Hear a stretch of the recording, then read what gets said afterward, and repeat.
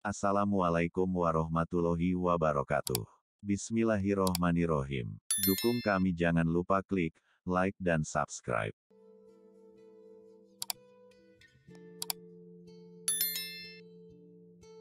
Allahumma sholli ala Muhammad wa ala ali Muhammad. Semoga kita semua mendapat syafaat beliau di hari kiamat nanti. Amin ya robbal alamin. Kumpulan hadis-hadis Nabi Shallallahu Alaihi Wasallam tentang riba. Dari Said bin Zaid dari Nabi Shallallahu Alaihi Wasallam, bahwa beliau bersabda, sesungguhnya riba yang paling buruk adalah merusak kehormatan seorang muslim tanpa hak, dan sesungguhnya rahim dijalinkan oleh Ar-Rahman, barang siapa yang memutuskannya niscaya Allah mengharamkan baginya surga. Hadis riwayat Ahmad, bab Musnad Said bin Zaid, nomor 1564. Telah menceritakan kepada kami Ahmad bin Yunus, telah menceritakan kepada kami Zuhair, telah menceritakan kepada kami Simak, telah menceritakan kepadaku Abdurrahman bin Abdullah bin Mas'ud, dari ayahnya, ia berkata, Rasulullah Shallallahu Alaihi Wasallam melaknat orang yang makan riba, orang yang memberi makan riba, saksinya dan penulisnya. Hadis riwayat Abu Dawud, dari Abu Hurairah radhiyallahu anhu dari Nabi Shallallahu Alaihi Wasallam bersabda, jauhilah 7 perkara yang membinasakan.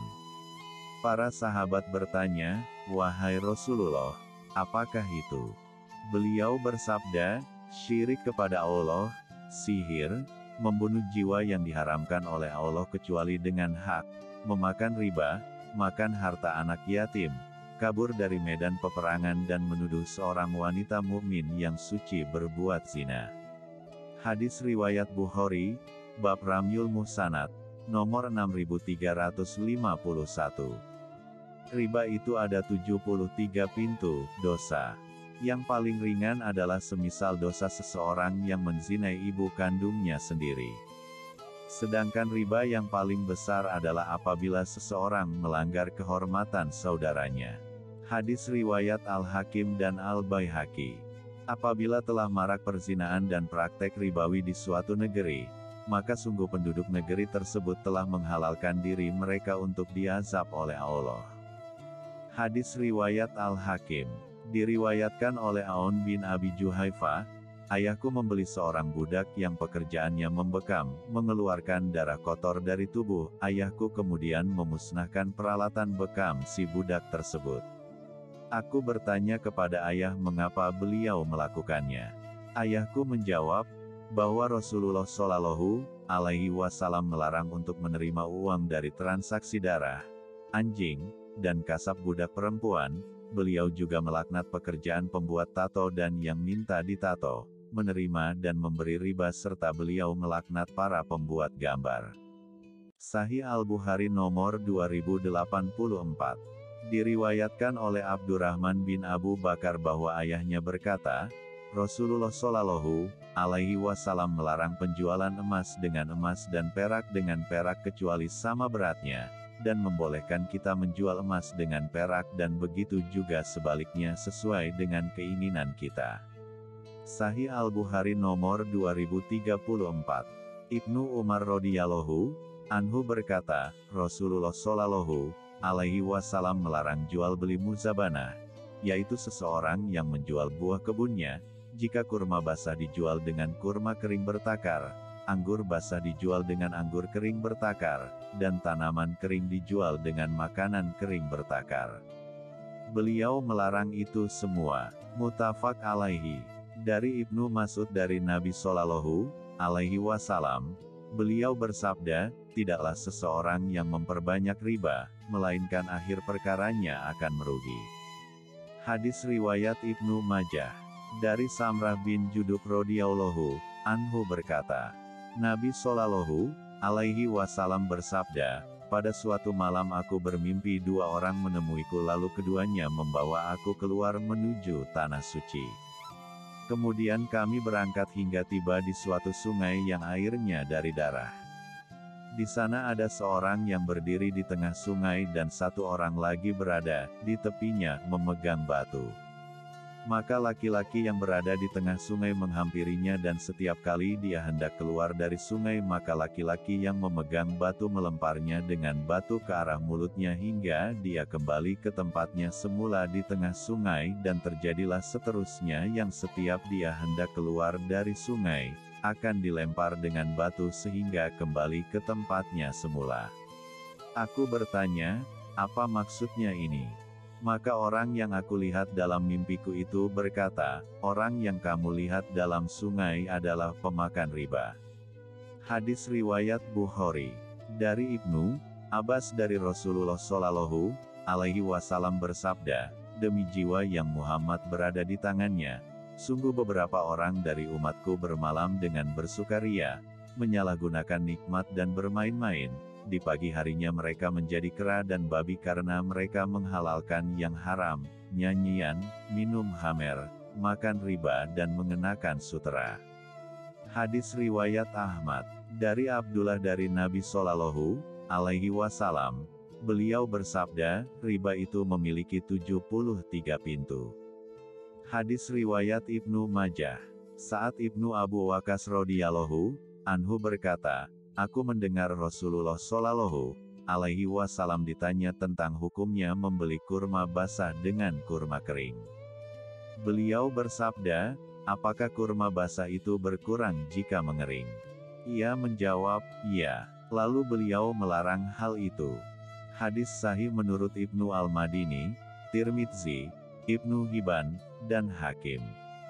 Dari Abu Hurairah ia berkata, Rasulullah Shallallahu Alaihi Wasallam bersabda, riba itu mempunyai 70 tingkatan, yang paling ringan adalah seperti seseorang yang berzina dengan ibunya. Hadis riwayat Ibnu Majah. Dari Abdullah bin Hanzalah, yang dimandikan oleh para malaikat, ia berkata, Rasulullah Shallallahu Alaihi Wasallam bersabda, 1 dirham hasil riba yang dimakan seseorang sementara ia mengetahuinya, itu lebih buruk dari 30 kali berzina. Hadis riwayat Ahmad. Dari Abu Hurairah, dia berkata, Rasulullah Shallallahu Alaihi Wasallam bersabda, akan datang kepada manusia suatu masa di mana saat itu mereka akan memakan riba. Abu Hurairah berkata, maka timbullah pertanyaan kepada beliau, apakah semua manusia melakukannya? Beliau menjawab, yang tidak makan di antara mereka akan mendapatkan debunya. Hadis riwayat Ahmad, Abu Dawud, Nasai dan Ibn Majah. Dari Abu Hurairah, dia berkata, Rasulullah Shallallahu Alaihi Wasallam bersabda, pada malam aku di Isra petik terbalikkan, ketika aku sampai di langit yang ketujuh aku melihat ke atas, Affan menyebutkan, ke atasku, dan ternyata aku sedang berada di antara guru dan kilatan petir. Beliau bersabda, lalu aku mendatangi suatu kaum yang perut mereka seperti sarang ular sehingga bisa dilihat dari luar perutnya. Aku berkata, siapa mereka wahai Jibril? Jibril berkata, mereka adalah orang-orang yang memakan riba. Dan ketika aku turun ke langit dunia, aku melihat di bawahku dan ternyata aku berada di antara debu, asap dan suara, maka aku berkata, apa ini wahai Jibril? Jibril berkata, ini adalah setan-setan yang menghalangi pandangan mata anak cucu Adam sehingga mereka tidak bisa memikirkan tentang kerajaan langit dan bumi. Sekiranya bukan karena itu sungguh mereka akan menyaksikan keajaiban-keajaiban. Hadis riwayat Ahmad, Musnad Abu Hurairah, nomor 8286. Dari Amru bin Asyia berkata, saya mendengar Rasulullah Shallallahu Alaihi Wasallam bersabda, tidaklah riba merajalela pada suatu kaum kecuali akan ditimpa paceklik. Dan tidaklah budaya suap merajalela pada suatu kaum kecuali akan ditimpakan kepada mereka ketakutan. Hadis riwayat Imam Ahmad. Dari Abu Hurairah ia berkata, telah bersabda Rasulullah Shallallahu Alaihi Wasallam, 4 orang hak atas Allah bahwa ia tidak akan memasukkan mereka ke surga dan tidak akan merasakan nikmatnya. 1. Peminum khamr. 2. Pemakan riba. 3. Pemakan harta yatim tanpa hak. 4. Dan yang durhaka pada kedua orang tua. Hadis riwayat Al-Hakim. Akan datang suatu zaman di mana manusia tidak lagi peduli dari mana mereka mendapatkan harta, apakah dari usaha yang halal atau haram. Hadis riwayat Bukhari nomor 2083. Rasulullah Shallallahu alaihi wasallam melaknat pemakan riba, rentenir, orang yang menyerahkan riba, nasabah pencatat riba, sekretaris, dan 2 orang saksinya. Beliau mengatakan, mereka semua itu sama. Hadis riwayat Muslim nomor 1598. Diriwayatkan oleh Abu Sa'id Al-Khudri bahwa Rasulullah Shallallahu alaihi wasallam bersabda, emas hendaklah dibayar dengan emas, perak dengan perak, gandum dengan gandum, tepung dengan tepung, kurma dengan kurma, garam dengan garam, bayaran harus dari tangan ke tangan cash. Barang siapa memberi tambahan atau meminta tambahan, sesungguhnya ia telah berurusan dengan riba. Penerima dan pemberi statusnya sama, berdosa. Sahih Muslim nomor 2971. Tidaklah nampak pada suatu kaum riba dan perzinaan melainkan mereka telah menghalalkan bagi mereka mendapatkan siksa Allah Azza wa Jalla. Hadis riwayat Ahmad, Musnad Ibnu Mas'ud, nomor 3168. Dari Abu Sa'id Al-Khudri dan Abu Hurairah radhiyallahu anhu bahwa Rasulullah Shallallahu alaihi wasallam mengangkat seorang amil zakat untuk daerah Khaybar. Ia kemudian membawa kepada beliau kurma yang bagus, lalu Rasulullah Shallallahu alaihi wasallam bertanya, apakah setiap kurma Khaybar seperti ini? Ia menjawab, demi Allah tidak, wahai Rasulullah. Kami menukar 1 so, seperti ini dengan 2 so, dan 2 so, dengan 3 so. Lalu Rasulullah Shallallahu alaihi wasallam bersabda, jangan lakukan itu, juallah semuanya dengan dirham, kemudian belilah kurma yang bagus dengan dirham tersebut. Beliau bersabda, demikian juga dengan benda-benda yang ditimbang. Muttafaq alaihi. Menurut riwayat Muslim, demikian pula benda-benda yang ditimbang. Jabir ibnu Abdullah radhiyallahu anhu berkata, Rasulullah Shallallahu alaihi wasallam melarang jual beli setumpuk kurma yang tidak diketahui takarannya dengan kurma yang diketahui takarannya. Hadis riwayat Muslim. Dari Abu Umamah radhiyallahu anhu bahwa Nabi Shallallahu alaihi wasallam bersabda, barang siapa memberi syafaat menjadi perantara untuk suatu kebaikan kepada saudaranya, lalu ia diberi hadiah dan diterimanya, maka ia telah mendatangi sebuah pintu besar dari pintu-pintu riba. Hadis riwayat Ahmad dan Abu Dawud.